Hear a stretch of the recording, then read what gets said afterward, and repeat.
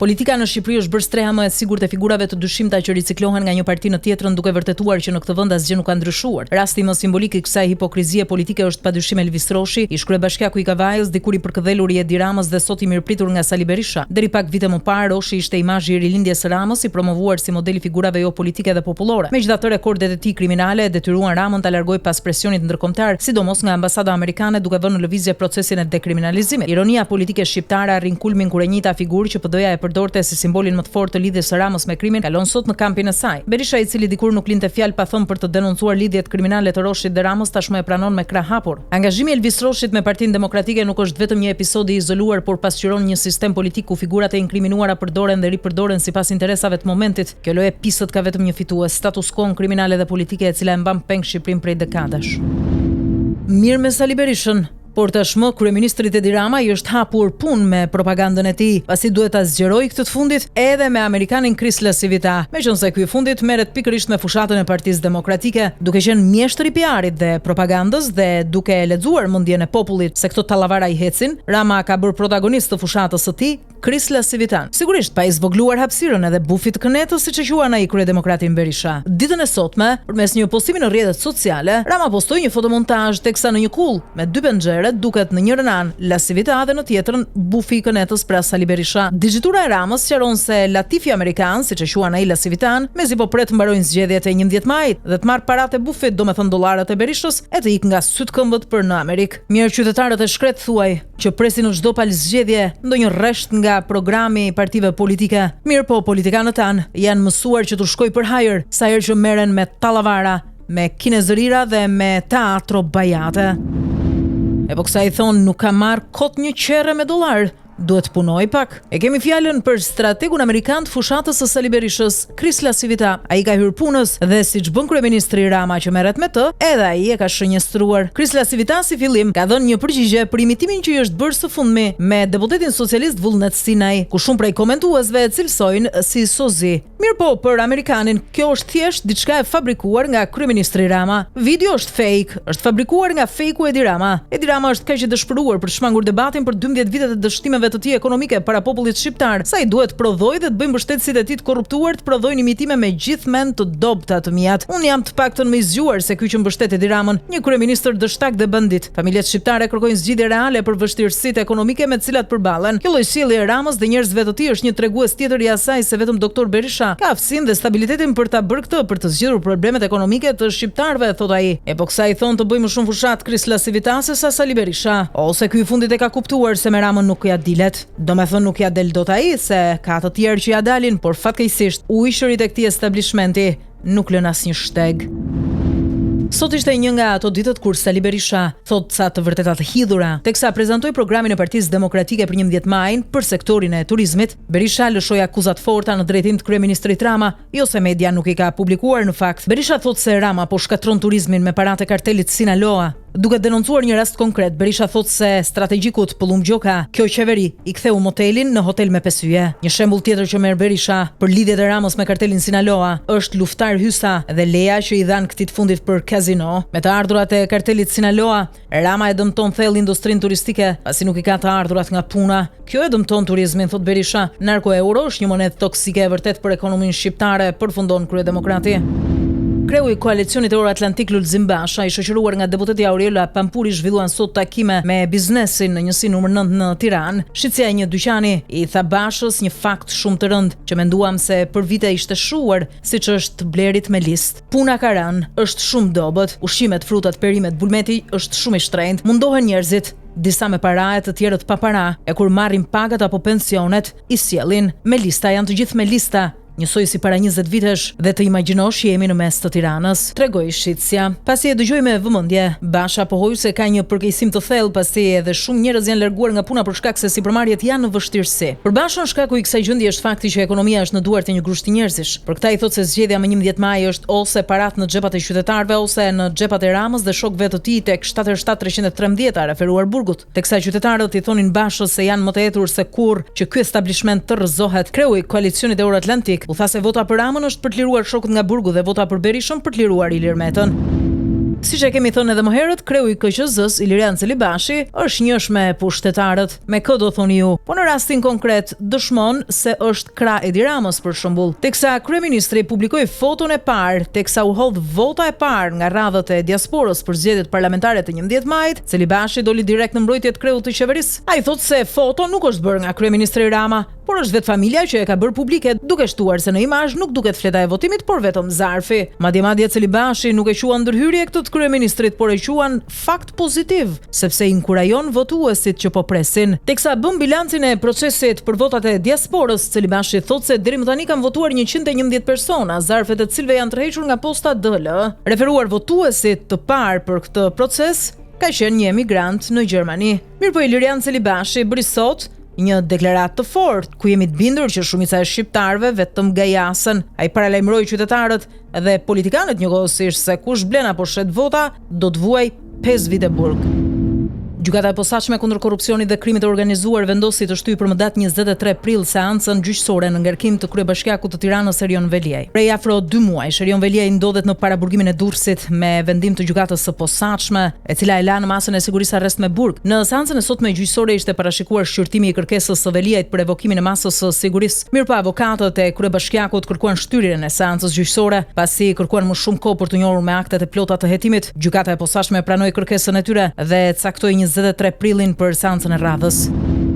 Mirë që u bë kurban për të shpëtuar më të fuqishmit, por kësaj pune i thon shto ujë shto miell. E kemi fjalën për proceset gjyqësore dhe dënimet radhazi për Lefter Kokën. Gjykata e posaçme kundër korrupsionit dhe krimit të organizuar shpalli sot vendimin për çështjen e incineratorit të Tiranës dhe dënoi me 3 vite burg ish-ministrin e mjedisit Lefter Koka. Fajtor u shpallën edhe 6 të pandehur të tjerë të kësaj dosje, ndërsa një tjetër u shpalli pafajshëm. Kujtojmë se Lefter Koka ka qenë hetuar, arrestuar, gjykuar dhe dënuar edhe për rastet e incineratorëve të Elbasanit dhe të Fierit. Sipas organit të akuzës të pandehurit e kësaj dosje akuzohen se ndihmuan në shkeljet ligjit në dhënien me koncesion të inceneratorit të Tiranës 2 administratorët, Klodian Zoto dhe Mirel Mërtiri. Gjykata e posaçme kundër korrupsionit dhe krimit të organizuar ka kaluar për gjykim dosjen e dytë në ngarkim të ish kryebashkiakut të Imarës Jorgo Goro. Ky i fundit akuzohet për shpërdorim detyre në më shumë se një herë kryer në bashkëpunim. Kërkesa e prokurorit të Spakut Elvin Gokaj u pranua për miratimin e akuzës dhe kalimin në gjyq. E gjithashtu, kërkesa e prokurorit të Spakut Elvin Gokaj u pranua për miratimin e akuzës dhe kalimin në gjyq. Nga ana tjetër, gjykata pranoi edhe kërkesën e mbrojtjes për gjykim të shkurtuar. Seanca gjyqësore në themel do të zhvillohet më datë 20 maj. Gogoro u kallëzua në Spak nga Fredi Beleri me pretendimin se i ka dhuruar në vitin 2016 pasuesit të tij të komanduar në krye të bashkisë Argjile Bollanos 4263 metra sipërfaqe tokë. Kujtojmë se një muaj më parë gjykata e posaçme dënoi me 3 vite e 1 muaj burg dhe heqje së drejtës për të ushtruar funksione publike për 5 vite Jorgo Goron, ish kryebashkiakun e akuzuar për shpërdorim detyre në 2 episode dhe mos deklarim pasurie, teksa konfiskoi edhe mbi 10.000 m2 tokë që përfitoi Artan Gaçi, ku do të ndërtonte me statusin e investitorit strategjik. Ditën e sotme ishte parashikuar të mbahej seanca gjyqësore me objekt kundërshtimin e kësaj mase nga ana e Artan Gaçit, por seanca u shty për shkak se prokurori i çështjes kishte të tjera angazhime. Ka që pati dhe kjo punë dhe Adriatik Llalla, ish kryeprokurori i përgjithshëm i vendit, ja hedh paq duke mos bërë asnjë ditë burg. Çështja e tij po shkon drejt mbylljes, pasi ditën e sotme gjykata e lartë pranoi tërheqjen nga rekursi të ish kryeprokurorit. Ndaj Llallës mbetet në fuqi dënimi me 2 vite burg si edhe 5 vite heqje së drejtës për të mbajtur funksione publike. Llalla u shpall fajtor për shehje të pasurisë. Ai ndodhet në Itali, arratisur prej kohësh tashmë, teksa edhe dënimi i tij prej 2 vitesh është drejt parashkrimit. Nga ratia ish kryeprokurori Adriatik Llalla po qitor nga rekursi që depozitoi në gjykatën e lartë, ku kërkonte pafajësinë. Kujtojmë se më datë 9 shkurt 2025 Adriatik Llalla u shfaq për herë të parë në një takim të kryedemokratit Sali Berisha me diasporën në Rom. Asnjë surprizë, sepse Berisha është foleja më e sigurt dhe më e ngrohtë për të korruptuarit e drejtësisë. Madje shokët e tij si Gjingjoni do bëhen edhe deputet, pa i ç'ti bëja ratisë me qejfe dhe ai do ishte në listë të sigurt të Partisë Demokratike në ndërtimin e Sali Berishës. Edhe këtu nuk ka asnjë surprizë, pasi ka shërbyer për shumë vite, kështu që shkohat marr. Prokuroria e posaçme kundër korrupsionit dhe krimit të organizuar reagoi sot për sulmin e mbrëmjes së dieshme ndaj agentëve të Byros Kombëtare të Hetimit, teksa këta të fundit ishin në krye të detyrës në Fier. Spak thotë se hetuesit e BKH-s dhe efektivët e policisë së shtetit po kryenin detyra hetimore të deleguara për një hetim të Spakut në Fier. Sipas prokurorisë së posaçme, agentët janë sulmuar nga të afërmit e Agron Kaplanajt pas një motiv. Sipas Spakut, veprimet hetimore dhe procedurale lidhur me këtë ngjarje tashmë janë në ngarkim të organit akuzës në Fier. dënuar. Mirë po i shkruaj bashkiaku i Mallakastrës Agron Kaplanaj ka një tjetër version për ngjarjen. Ai thotë se një makinë e dyshim me 3 persona brenda ka parkuar në kompaninë e tij private dhe pasi është pyetur nga punonjësit, ata janë përgjigjur se do ngrinin një dron për të filmuar një tokë aty afër. Pasi janë larguar, ata janë rikthyer përsëri, thot Kaplanaj, pas një shpjegim, duke mos thënë se ishin agent të BKH-s apo efektiv policisë së shtetit, por përkundrazi kanë sharë ofenduar punonjësit e kompanisë. Madje Kaplanaj thotë se ka shkuar personalisht në polici për të bërë këtë denoncim, por askush nuk ja ka regjistruar. Në versionin e tij, i shkruaj bashkiaku i Mallakastrës, thotë se të afërmit e tij, që tashmë janë vënë pranga, përkatësisht 2 prej tyre niprit, nuk kanë asnjë faj. Kaplanaj mohon që të afërmit e tij të kenë sulmuar agjentët e Byros Kombëtare të Hetimit apo efektivët e policisë së shtetit, duke theksuar se ata thjesht kanë kërkuar sqarime. Nëse këta agjent do të tregonin se kush ishin dhe për çfarë ndodheshin aty, Kaplanaj thotë se do t'u jepte dorën dhe do t'i priste brenda në ambientet e kompanisë për të bërë çdo lloj procedure të mundshme në punën e tyre. Tani kësaj pune i thonë ecë merre vesh se kush ka të drejtë. Që prej ditës së dieshme, kampi i emigrantëve në Gjadër është përfshirë nga kaosi total. Pyetja që lind natyrshëm në këto rrethana është, po këtë, a ja kishin borxh Italisë? Emigrantët që janë strehuar tashmë në kampin e Gjadrit janë përleshur me njëri tjetrin, por ka pasur prej tyre që edhe kanë lënduar veten me mjete prerëse. Mirëpo në kampin e Gjadrit vepron ligji italian, sikundër edhe personeli i përket autoriteteve italiane, përfshirë edhe ruajtja e sigurisë në brendësit kampit ose brenda rrethimit. Në këto kushte, autoritetet kanë izoluar në qelitë ndërtuara Enkas 10 nga 40 refugjatët e akomoduar në kampin e Gjadrit, aty ku strehohen ata që Italia i ka dëbuar ose u ka refuzuar azilin dhe presin riaktësimin në vendet e tyre të origjinës. Në revoltën e nisur në kampin e Gjadrit, 20 nga 40 refugjatët u përpoqën të shkatërronin me të gjitha mjetet infrastrukturën e kësaj qendre. Opozita dhe disa organizata që mbrojnë të drejtat e emigrantëve në Itali kanë kundërshtuar ngritjen e këtij kampi, akoma më shumë edhe ndryshimet ligjore që Italia bëri më pas. Për opozitën italiane, me këtë rast qeveria e Giorgia Melonit po justifikon milionat që janë përdorur për të gjithë operacionin e transferimit të emigrantëve. Për çfarë nisi marrëveshja për refugjatët mes Ramës dhe Melonit, mes Italisë dhe Shqipërisë, për çfarë u bitis? Kësaj thon Umbar Smali e Polli 1000. Ditën e sotme, drejtori i ujësillësit të Elbasanit Luan Tabaku ngjiti shkallët e prokurorisë posaçme. Thirrja e tij në SPAK vjen vetëm pak ditë pas aksionit të bujshëm në Elbasan në kërkim të lidhjeve me grupin e Suelçelës. Oficerët e Byros Kombëtare të Hetimit i kontrolluan banesën Luan Tabakut, edhe pse ky fundit nuk ndodhej aty dhe familjarët bënë rezistencë për ta hapur derën. Agjentët e Byros Kombëtare të Hetimit dhe efektivët e policisë së shtetit u detyruan të ndërhyjnë me forcë duke thyer derën për të ushtruar kontroll në banesë. Në këtë moment ka qenë e pranishme vetëm bashkëshortja e Luan Tabakut, teksa kjo fundit e ka cilësuar të paligjshme mënyrën e ndërhyrjes dhe ka bërë një denoncim përmes avokatit të saj. Në banesën e Luan Tabakut janë sekuestruar shkresa fashiku i dokumente, aparati i tij celular që ishte harruar në banesë dhe një sasi e konsiderueshme parash. Prokuroria e posaçme po heton tenderet publik të lidhur me botën e krimit, konkretisht me grupin e Suelçelës në Elbasan. Mësohet se Luan Tabaku është një nga personat që ka dalë zbuluar nga platforma Sky Encrochat për grupet kriminale, konkretisht atë të Suelçelës.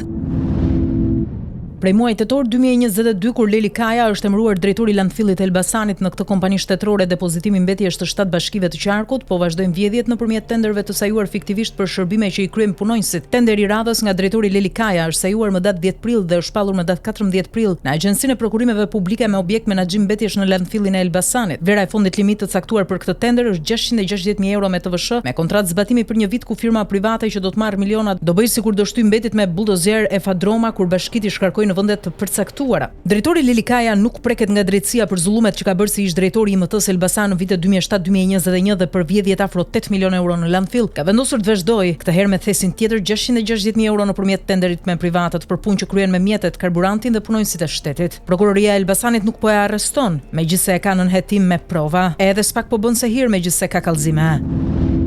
Më në fund vjen një ultimatum nga Bashkimi Evropian për presidentin serb Aleksandar Vučić, edhe pse mund të jetë formal, sepse kanë bërë jo pak herë këtë, por të paktën është e zeza mbi të bardhë. Brukseli i bën të qartë Vučićit se nëse do të shkojë në Moskë, duhet i thotë lamtumir Bashkimit Evropian. Çdo pjesëmarrje në paradat ose festimet e 9 majit në Moskë nuk do të merret lehtë nga pala europiane, duke pasur parasysh se Rusia po zhvillon një luftë në shkallë të plotë në Europë, u tha Kaja Kallas gazetarëve në Luksemburg. E bëm shumë të qartë se nuk duam që asnjë vend kandidat marr pjesë në këtë ngjarje më 9 maj në Moskë, thotë ajo. Profesuesi Drejtuesja e lartë e Bashkimit Evropian konfirmon se çështja është diskutuar gjatë një takimi të ministrave të jashtëm të Bashkimit Evropian. Ajo vë në dukje se shumë shtete anëtare shprehën kundërshtime për vendet kandidate që do të bashkohen me festimet e Moskës. Kështu Bashkimi Evropian paralajmëron zyrtarisht Serbinë se nëse presidenti Aleksandar Vučić bëhet pjesë e paradës në ditën e fitores në Rusi muajin e ardhshëm, rrezikon procesin e pranimit të vendit në Bashkimin Evropian. Mirëpo nga ana tjetër kemi kryeministrin e Slovakisë Robert Fico që sfidon Bashkimin Evropian pasi ka paralajmëruar se do të marrë pjesë në paradën e ditës së fitores në Moskë. Sa i takon paralajmërimeve të Brukselit, konkretisht Kaja Kallas për këtë ngjarje, Fico i quan ato thjesht pahishme.